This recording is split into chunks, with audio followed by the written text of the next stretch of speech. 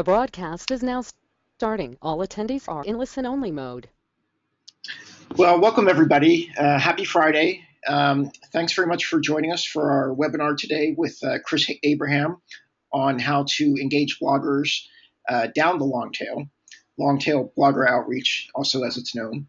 And really happy to have Chris doing this first webinar with us. Chris has been writing for Social Media Monthly for a while now and has been getting much more involved with the publication.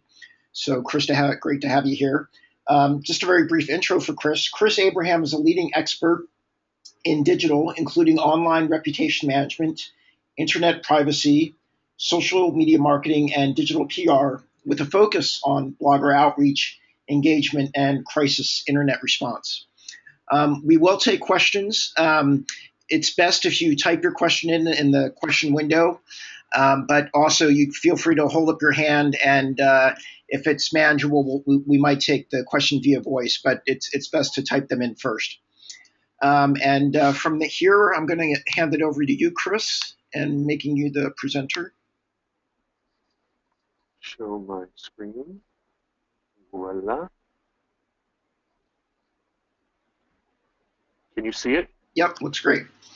Excellent. Hello, everybody. My name's Chris Abraham, and I am all those things that Bob said I was. Today, we're going to be going over what I call long-tail blogger outreach, but could be called any number of other things, deep penetration, engagement, and all kinds of other phrases. But what that means is essentially going a lot deeper into the conversation and a little bit lower into the hierarchy of bloggers and influencers than most other people do in order to get accrue as much earned media mentions as possible.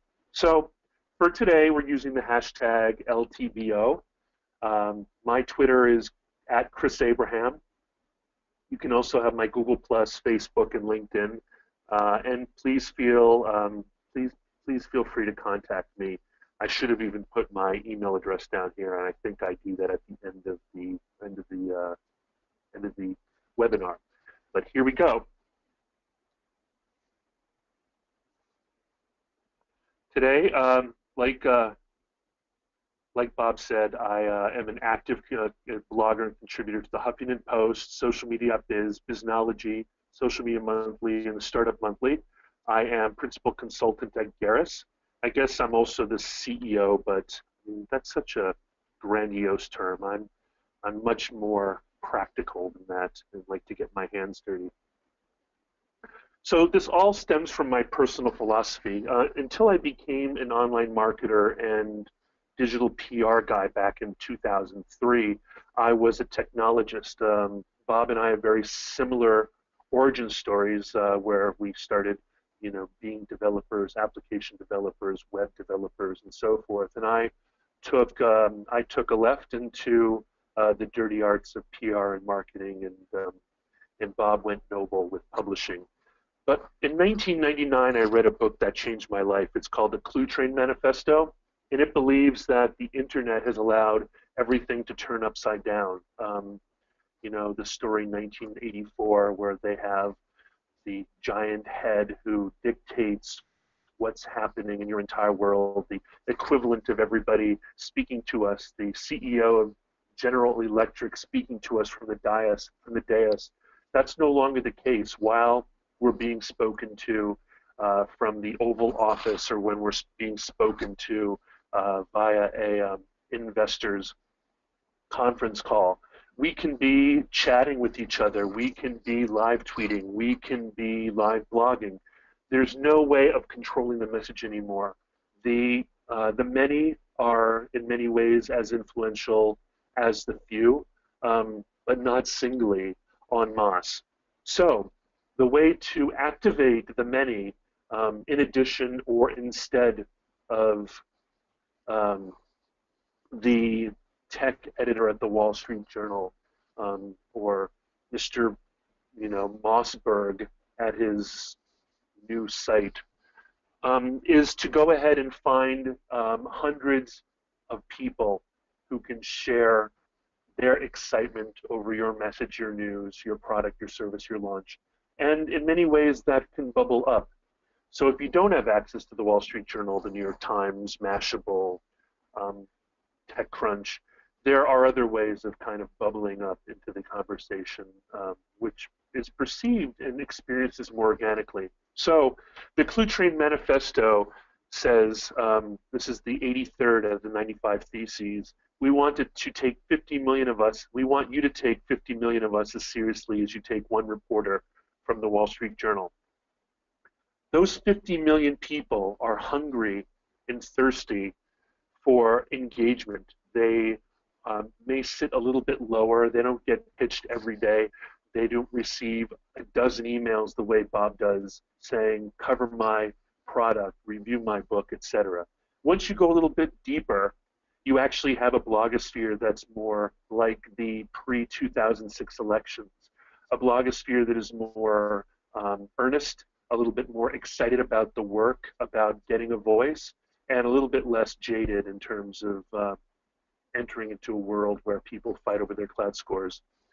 The secret here, though, is you need to find people where they live. You need to discover them, whether it's an influencer on Reddit, someone deep in a message board or forum, someone who is not necessarily the person who tweets the most, but the person who retweets the most. You need to be able to not just look for them on the cloud website. You need to get creative, and you need to find them where they live. And another secret, spoiler alert, is that you need to treat everybody that you talk to with as much care as you would Guy Kawasaki. I chose Guy Kawasaki because you all know him. Could be, you know, whoever else. Generally, names start with either Peter or Chris, it seems, in this space. And be grateful, because this is earned media outreach. Nobody is expected to help you, and it's becoming more profound as the middle class, as the B to D listers are finding more and more empowerment in asking for pay-per post, asking for advertising. They have price lists and so forth. And so you need to not, just because someone in your perception is plebeian, do not treat them in any way but with the utmost of respect. That goes a long way. When you should reach past the A-list, people are fighting over the top 25 in any one vertical. People are fighting, especially with tools like GroupHigh and InkyBee and Little Bird. People actually have more access to, the same thing happened with Vocus. Even, in fact, Vocus has made the top 100 influencers, 500 influencers of any one vertical, a feeding frenzy. So if you do not have, if you're not selling, promoting, pitching something that is already world-class, like a brand new Tesla vehicle, or something that is like, you know, giving away hotcakes, you need to become a little bit more resourceful and a little bit more creative. Out of those 25, maybe 3 will cover your story over the course of a campaign. That might be a great win if you get the New York Times, the Economist, and the Washington Post. But it's not a great win if people are spending tens of thousands of dollars on a campaign. So for us, we collect every blogger, and in the advert you might have seen the parentheses, every blog is sacred. Do not take any blog for granted. Even if someone just started a Tumblr 3 weeks ago, those are people who are more excited about the opportunity than ever. We collect all of them. It oftentimes ends up being, you know, between 3,000 and 6,000 blogs. We collect all of them into a universe. We lead with first name and email address. And then we reach out to every one of them via email. As I've progressed using tools like GroupHigh and digging a little bit deeper in terms of adding A-listers to my campaigns, I don't do everything by email. There can be upwards of a few hundred people who I reach out to via LinkedIn, via contact pages and so forth. But in general, the long tail, in order to reach 4,000 bloggers in a big punch of an outreach, you need to use email as a distribution tool. But, spamming 4,000, 5,000 people is where the work starts. So I'm going to go through everything in this presentation. I'm even going to give you a little gift, a almost free way of being able to reach out to upwards of 1,500 people via Google Docs, email a day. Whether you use such power is up to you. Actually, 200 mail merge emails via Google email, and 100 for free if you use Gmail, which is pretty great, and I'll show you that in a second. Why you should reach past the A-list. This initial blast is akin to speed dating. You don't need a personal relationship for every pitch. You need to find the right people, and if you find the right people, they'll respond well to you. But success relies on 5 things. You need freshness and quality of the list, because people go in and out of blogging all the time. You need the generosity of the gift. You need to give till it hurts. You need to really give. I've lost complete campaigns because my clients have been too stingy. They've done the math. They're like, you're reaching out to 4,000 people, and that's times $59 a year. I'm like, you're selling software. It doesn't cost you anything.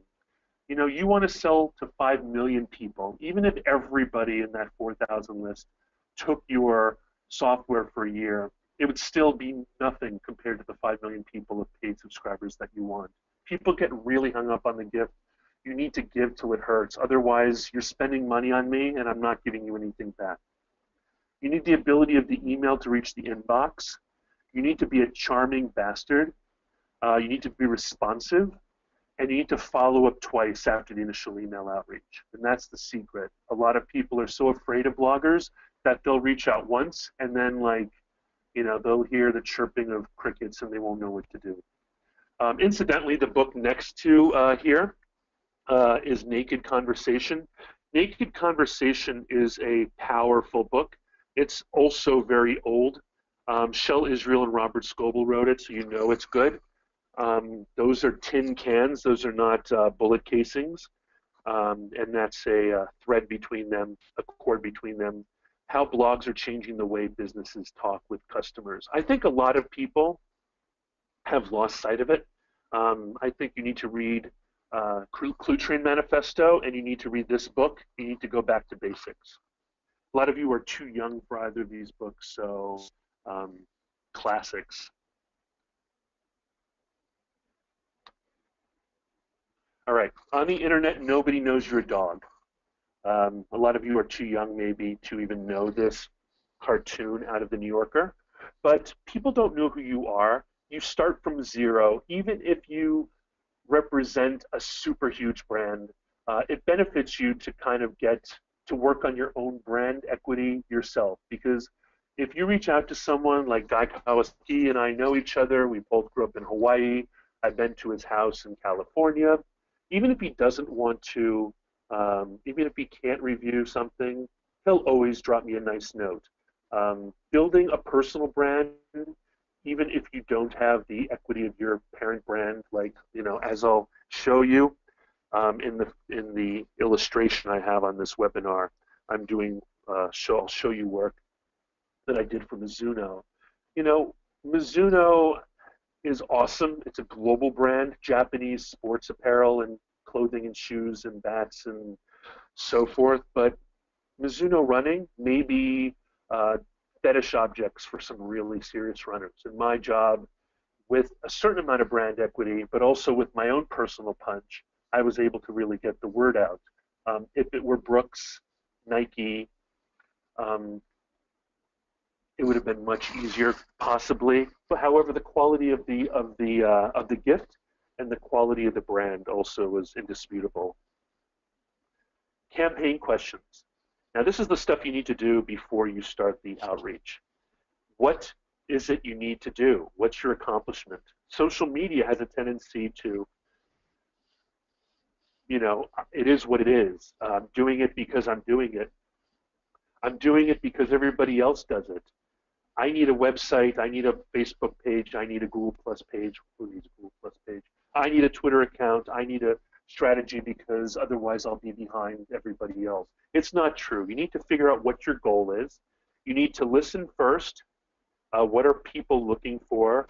Are people already talking about it? Are people already talking about you or your client?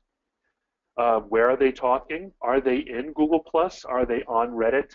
Are they hiding in a message board or forum? Who are these people talking? I mean, can you find them? Can you dig past their Reddit nom de guerre, nom de plume? Can you find can you break their anonymity? If you do that, will you piss them off? Can you find their email address? And then you need to collect your verticals. I call them universes. How do you connect with them? Do you need to connect with them via their contact page? Do they not check email? Are they worth the time? Or can you, include them in your 5,000 blogger mail merge blast? How's the best way to pitch? In my opinion, it's always best not to sell. I've made a couple mistakes over the last couple of years where I do a lot of sales for my company, Gerris, and so I can't help it. Sometimes I just sound like a used car salesman. So I need to run it through two of my geekiest geeks, actually three, Philip Rhodes, Drac, and Dan Kruger, and they set me straight. I taught them the best way to do it, and they have memory banks, and they go ahead and they're like, you're selling this. This is direct marketing. You need to go ahead and find a way of making this a newsworthy pitch deserving of coverage. And then after you finish, how did you do? I know your client's going to want to know and your boss is going to know, but you need to find a way of being accountable. You need to show them why they spent the money, time, resources, and your time on something like this. Were there conversions? Were there sales? How did you move the chains? What do you want to accomplish? What are your goals? Do you want to build brand awareness, increase community engagement, prospect new brand ambassadors, drive sales, traffic, and membership, drive conversation volume, improve your organic search? And here's a secret. If you have 133 people talking about your brand and linking back to you organically after earned media pitches, not sponsored posts, you're going to get a lot of Google juice. Or get a feel for your neighborhood. That's another way. Go door to door with gifts for your neighbors. Learn about the neighbors and build that trust relationship. Or are you launching a new product, service, or investment? Most of my clients are launching something. Monitor. Listen before you leap. Google Search is the best tool. I use a tool called SM2 by SDL. There's Radian 6 that's expensive. There's Sysomos that's expensive. There's some really great tools. They're expensive, but they're worthwhile. They're all worth it. But Google's a great place to start. I guess searching Twitter for hashtags and searching Facebook and all those other kinds of things are really useful. But you need to spend some time understanding the space. It's not always obvious. You can't just assume that everybody's going to be on Facebook. I did an outreach for a book called Glock, and everybody was talking about Glock and Gaston Glock and the culture and cult of Glock. They were all on message boards. People who were into motorcycles and cars and guns and hunting and off-roading and bicycles, they're all on message boards and forums. You cannot dispute that. They're also on Reddit. And then try out all the tools. It's a buyer's market. SDL, Radian 6, Sysomos, Sprout Social, Lithium. Try them all. They're all going to fight over you, and a lot of them are going to give you some pretty generous testing time with each one of them. Internet Rule 34. If it exists, there is porn of it. That's just no matter how funky or kinky I guess right here next to me I have a Jawbone mini jam box. I bet you there's people who fetish over that, or my iPad one, or my Roku box. I don't know. I'm just looking at things around me. And you can't underestimate, even if you're into B2B, not B and D, B2B, you can find people who are fascinated by the vertical. So I say, Internet Rule 34B, if it exists, there is blog of it. So don't just assume that because something is really fetishy in terms of your product service. I'm not trying not to be kinky here. I mean, what is it, niche? Is it niche or niche? I studied French, so I say niche. But anyway, I think that you can't underestimate the hugeness of the internet and how you can find at least a few hundred, I'd say at least 1,000 people who are into, wax jackets, because I've got wax jacket treatment right over here. Discovery, finding people where they live. Social media is much bigger than just Facebook. There's a multitude. Look everywhere. When we were doing Mizamashi, I even messaged people on Daily Mile. If it exists, there's blog of it. There are more than 1 billion active blogs worldwide. Start with Google. I use GroupHi and InkyBee. I highly recommend Get Little Bird. And I used to use eCairn. It's very cool. It's a French company, and they create these beautiful, I would say, clouds of how people are interrelated. Very interesting stuff. I checked them all out. Discover people where they live. These are 2 screen captures from, the one on the left is from GroupHi.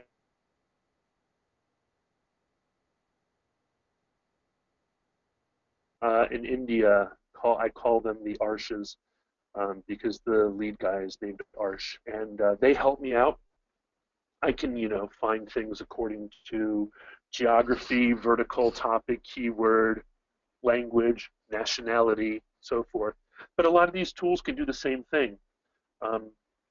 They're both very powerful tools. I'm using GroupHi a lot more these days because I'm actually using it as an A-list CRM or BRM, Blogger Relations Manager. But InkyBee has some beautiful engagement tools and is a heck of a lot less expensive and is an up-and-comer. So those are very interesting tools. Like I said, I think my team mostly uses Google and a couple dedicated blog search engines because Google's blog search is dead. So however you find them, neither of these tools have very good email access. So even if you do find them, if you find the right person, and InkyBee doesn't have any emails, then you still need to go ahead and hunt them down and find their email or find the way to connect to them. If you'll notice, they all have little buttons. So like if Savvy Sassy Mom has a Facebook, a Twitter, a Google Plus, and a Pinterest, and I know that easily. And the way I found out is I did a search on SM2, which allowed me to find a bunch of blogs with particular keywords. I took the URL, upped it to GroupHi, and it found all the bloggers associated with. InkyBee does the same thing, really great tools, and they're only going to get better. Learn, do they want to be engaged? Matt Collier has an entire freaking page dedicated to how to pitch me. And it's like that awful troll on the bridge, Hello, visitor. You have to answer these 12 questions, otherwise I won't let you across the bridge. Mac Collier, or is it Collier? Mac Collier. So, how to do it? You can just be like, meh, but this is an A-lister. An A-lister, you need to know you need to follow their directions. These journalists, curators, aggregators, group blogs, bloggers, you need to find the most influential person. You need to find out their name and email address. And here's the secret: if contacting them is a pain in your bottom, then maybe it's not worth it. Because I used to do things like do historical whois research on their domain name, back 8 years using whois.sc. I used to be a techie, like I told you, technologist, and I know all about DNS. And if I found the email address that they had at their registrar before they went private, and I reached out to them, they would have a total cow. So if they're really hard, I tell my research team, dude, if they're hard, if you can't find their name or their email address easy, then just let it go. With regards to forums or listservs, you always need to find the You need to find the you need to find the forum owner. You need to find the major domo. You need to find the biggest influencers and moderators. You can't go into forums and message boards and just start messaging. These days, I mean, you can, but it's not okay. You need to find a way of engaging people on message boards and forums at a high level, and then getting their explicit approval, and then working with them in the way that they do it. Might require money, might just require relationship marketing, and then you can go from there. And then social networks. You need to engage with the community before befriending. So you really earnestly engage in communities, then you befriend the community, and then you ask permission before pitching. Collect them. The creme de la creme of influence is the A-list. They're professionals. They will blog for free, but only if it's awesome. Never include A-listers in bulk email pitches. They also have egos. And prepare your kid gloves and your checkbooks. You need to woo them, even if they don't accept money because they're editorially pure. They'll definitely go drinking with you if you choose, or whatever. Like, you need to go ahead and lavish them. And you need to become a persistent bestie. I'm not a persistent bestie enough with Guy Kawasaki, but I think Robert Scoble and I, and Shell Israel and Shell Holtz, and there's a lot of people that I'm connected to all the time. Vendors hire clients to become their daytime BFFs, and so do influencers. Influencers are they crave attention, but they also crave authenticity, ironically. It's kind of a catch-22. The B to D listers, the middle section, the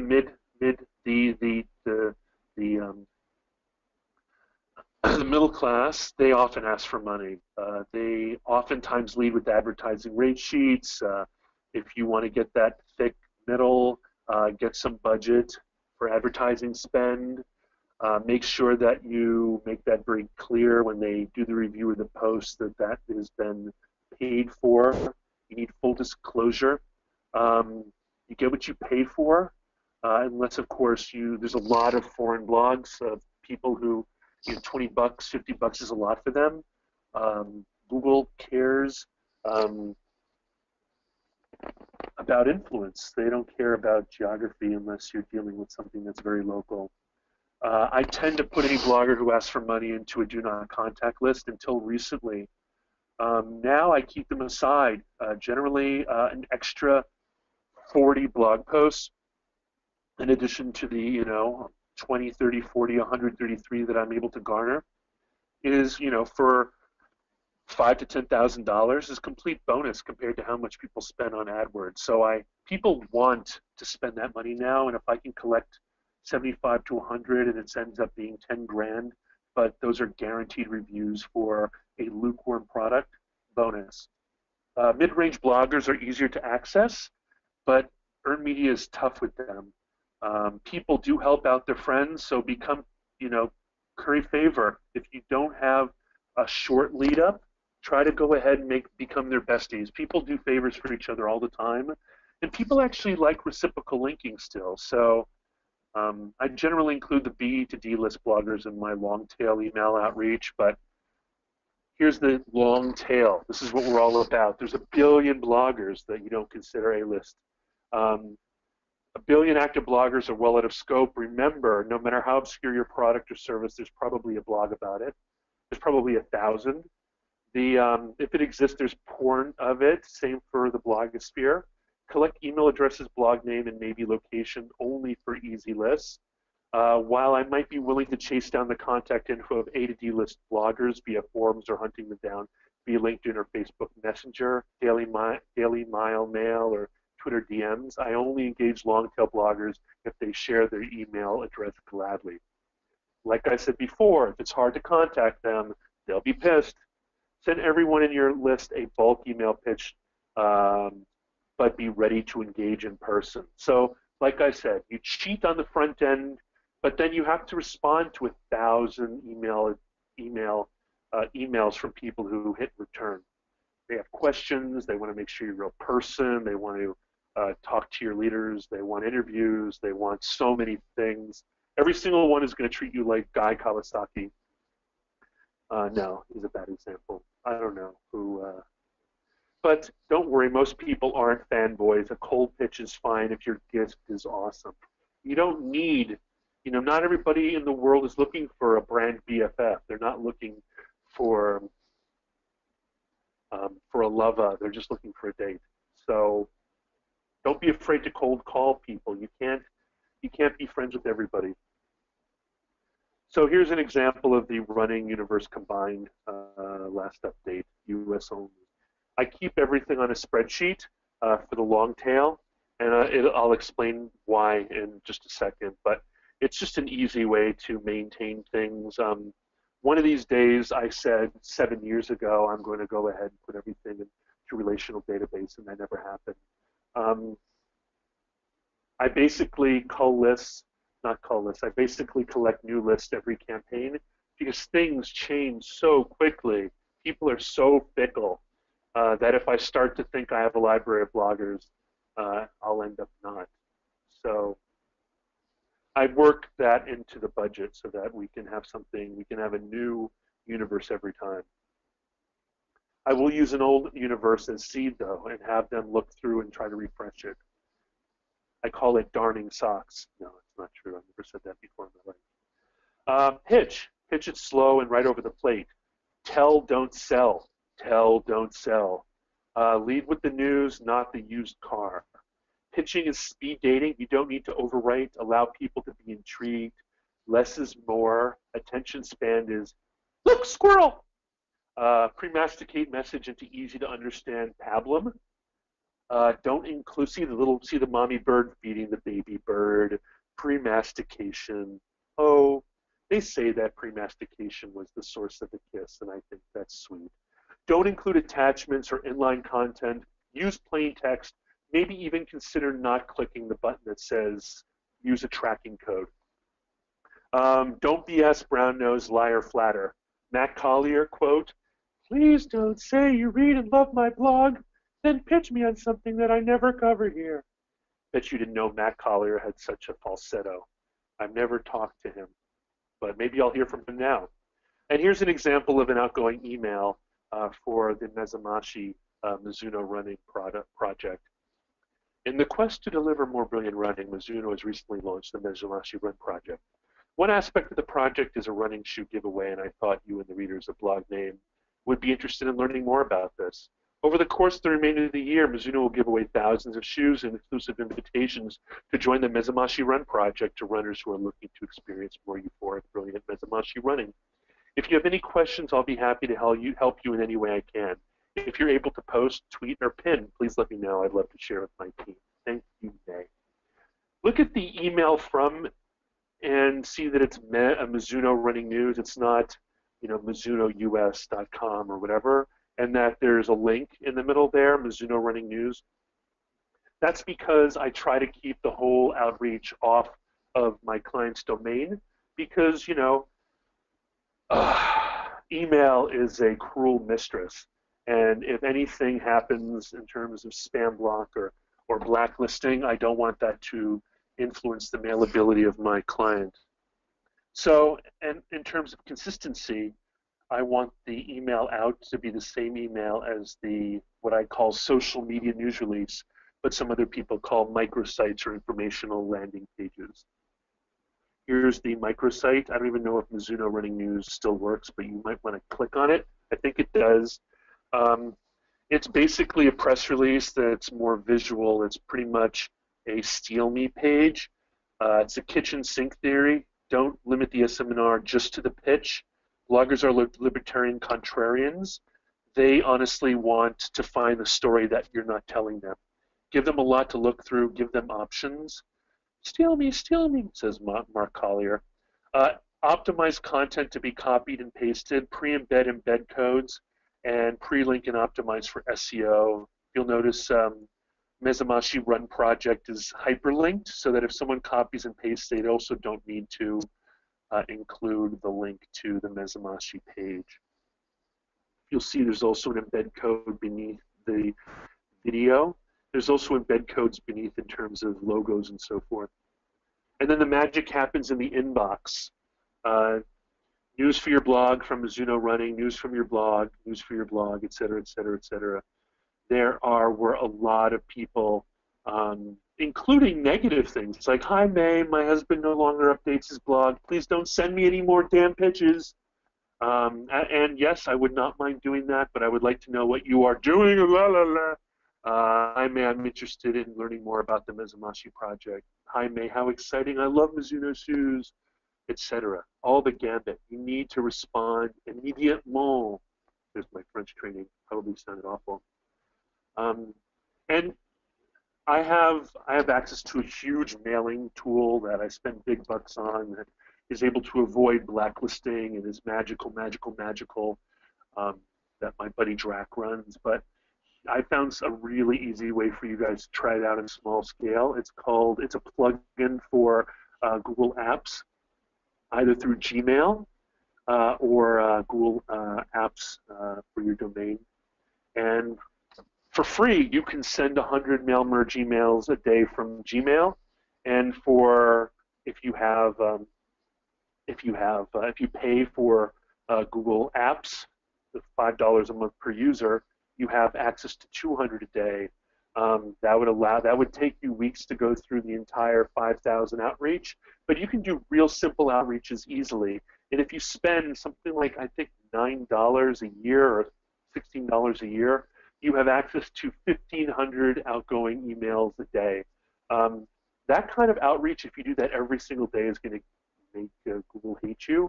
But if you're going to be doing some outreach that you want to go ahead and make it easier than doing it by hand, check it out. If you'll see here, like the steps, go to Google Spreadsheet and click add-ons, go to get another mail merge.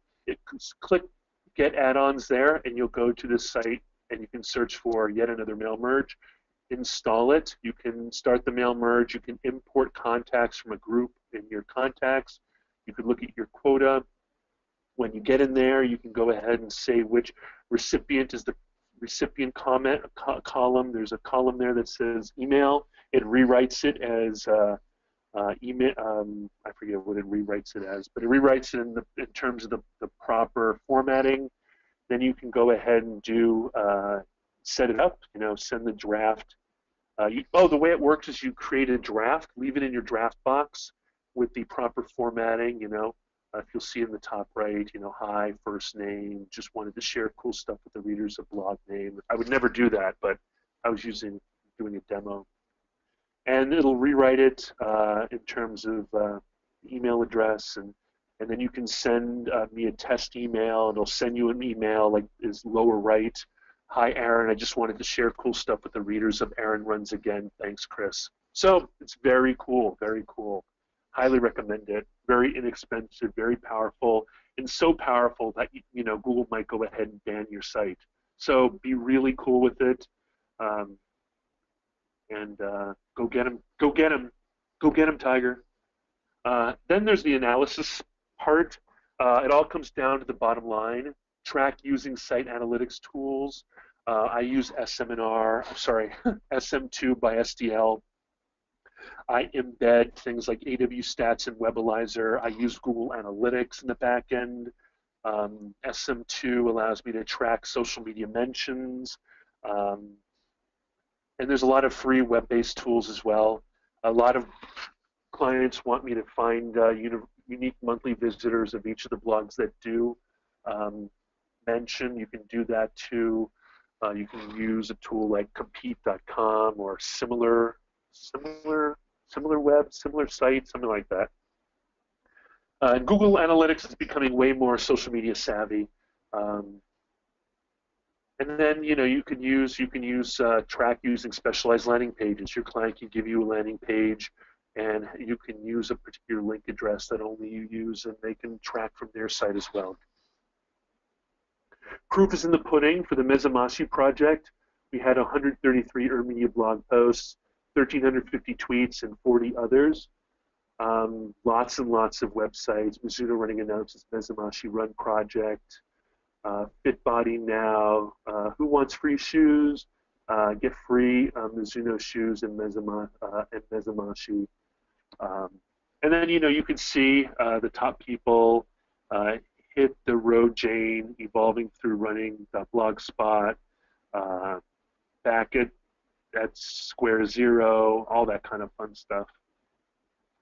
Here was the final report. This is our campaign wrap report for Mizuno Running campaign. Our campaign efforts generate over 1,350 tweets, 133 blog posts, 40 social media mentions, etc. Very cool. As a result of our campaigns, there are now 212 new pages that are backlinking to Brilliant Run Launch. When searching Mizuno on Google Blogs, the entire first page of results are posts featuring Mizuno Running and the Mezamashi campaign. Score. This is it. Hey, Bob, I did it. 45 minutes. This is what I tell my team because they get really frustrated when you throw them into an inbox with 1,000 people saying, "How'd you get my email?" Mark Collier, why did we email you? You didn't. But hugs, not horns, always assume good intent. And to quote Philo of Alexandria, oftentimes quote to Plato, Ian McLaren, or John Watson, be kind, for everyone you meet is fighting a hard battle. Now to you, Bob. Chris, thanks very much. Good presentation. Thanks for putting up your contact info there. We have a few minutes if there are questions, and you can either type them in the question box or raise your hand and I can unmute you and you can ask it live.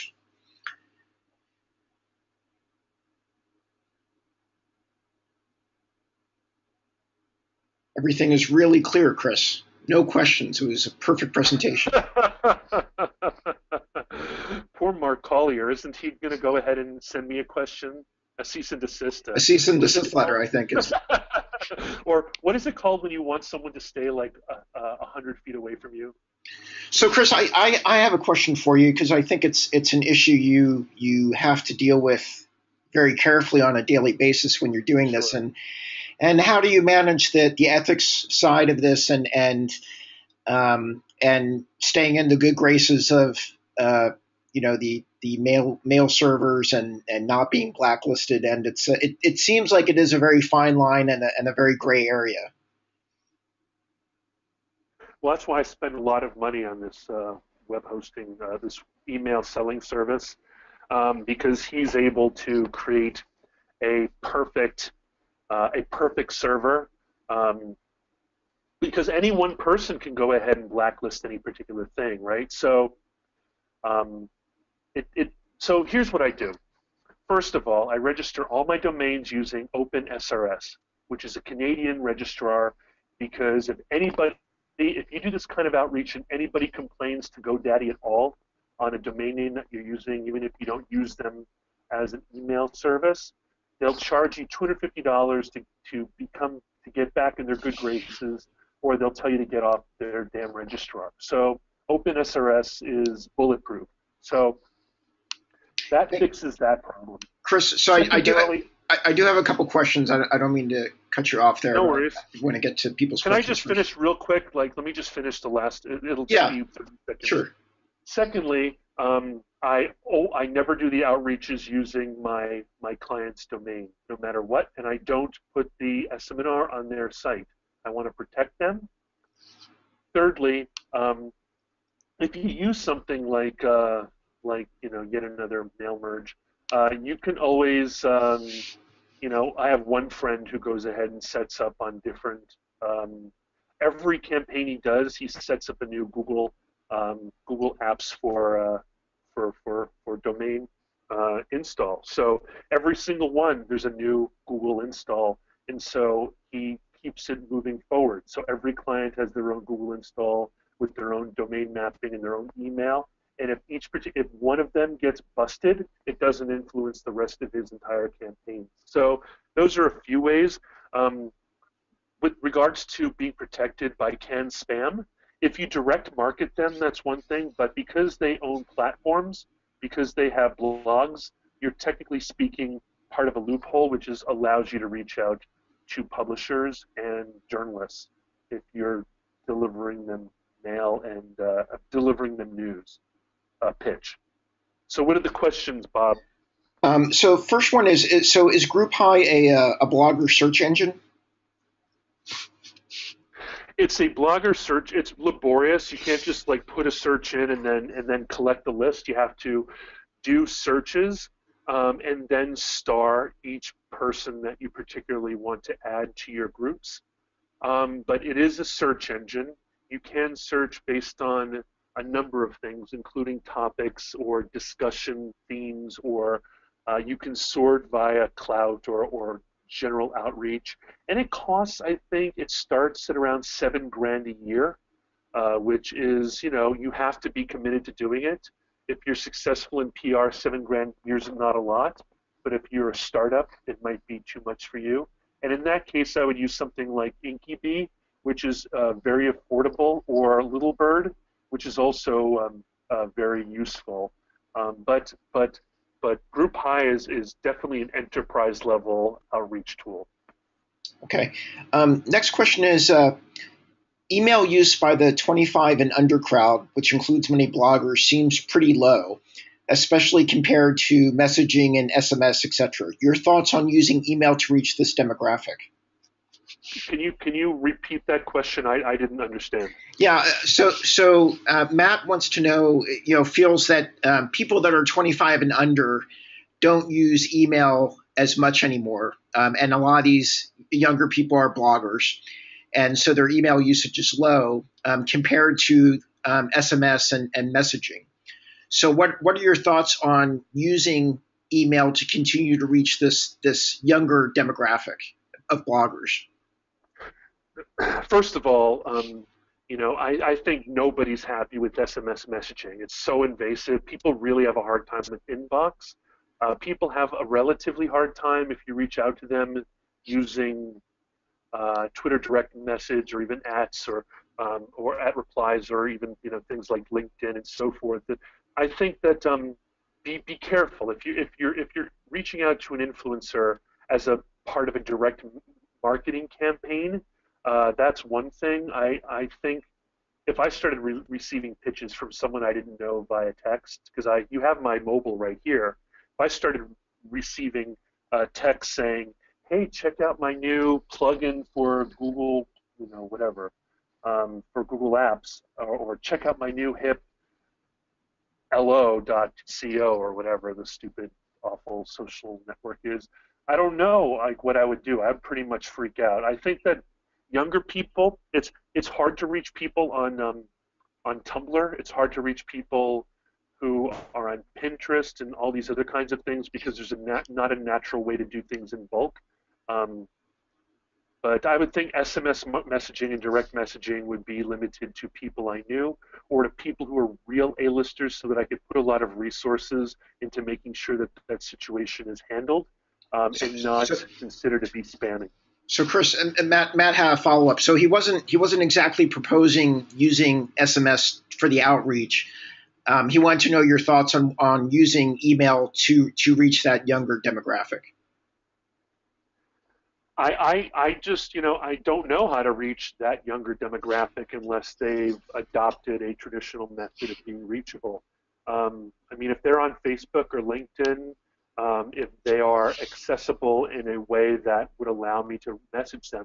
If someone's not my friend on Facebook and I try to message them, it goes into their spam folder directly, right? So it would need to be an A-list outreach for me to take the time to try to befriend them as me. And I have a staff. Like, my staff doesn't necessarily want to befriend people on their Facebook. Like, that's their own private thing. So the way we do that, and the way we do a long tail blogger outreach, is you got an email and a first name. Hell, you got an email, then we're willing to play with you. You're willing to take the first step towards not being hard to reach. If you're hard to reach, you're never going to succeed in this place. People want to give you money. They want to, if you go ahead and say, I don't like email, then you're just not going to get the pitches. You're not going to get the free makeup, I haven't even dealt with YouTube. YouTube is an entirely different beast. It's so amazing and so awesome. that I can't even understand it, but everybody there is an A-lister, even the D-listers. Everybody there, you have to woo them to cover your stuff. And even so, how do you reach out to them en masse? You can't. You have to find a way of engaging them. You have to find a way of reaching them and getting them to cover. And you need to get an address from them so you can send them, fancy lipsticks or a cool, what is it called, runner's box or a stride box full of, electrolyte powders. So I think the only way you can do what Matt is asking is to spend time over time reaching to them where they live, which I would be calling kind of a modified A-list, because an A-lister isn't just Guy Kawasaki, it's anybody in your vertical who you desperately want to connect with. So that can be like, Olga, what's her name? Olga something on YouTube, Olga K. Olga K is freaking awesome, man. If I had any beauty care products or anything, clothes, shoes, fashion, anything, I'd want Olga K to talk about it on YouTube. I would do anything to get her to do something on behalf of a client. So in terms of me, Guy Kawasaki, particular client, wouldn't be the A-list, it would be Olga K. I guess, so that would be a modified A-list of what.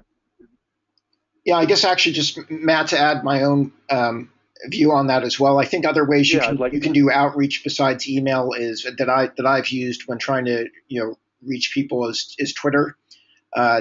Sending them a tweet and trying to connect with them that way. I'll sometimes include my email address and ask them to email me back.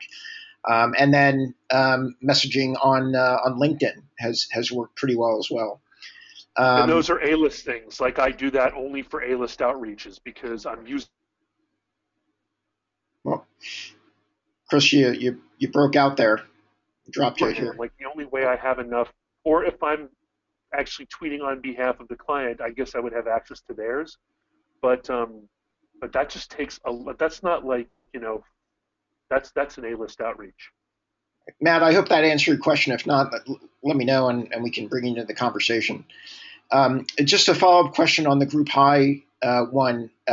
Steve is asking, what about Cision? Is it Cision or Cision? Do they have a similar platform?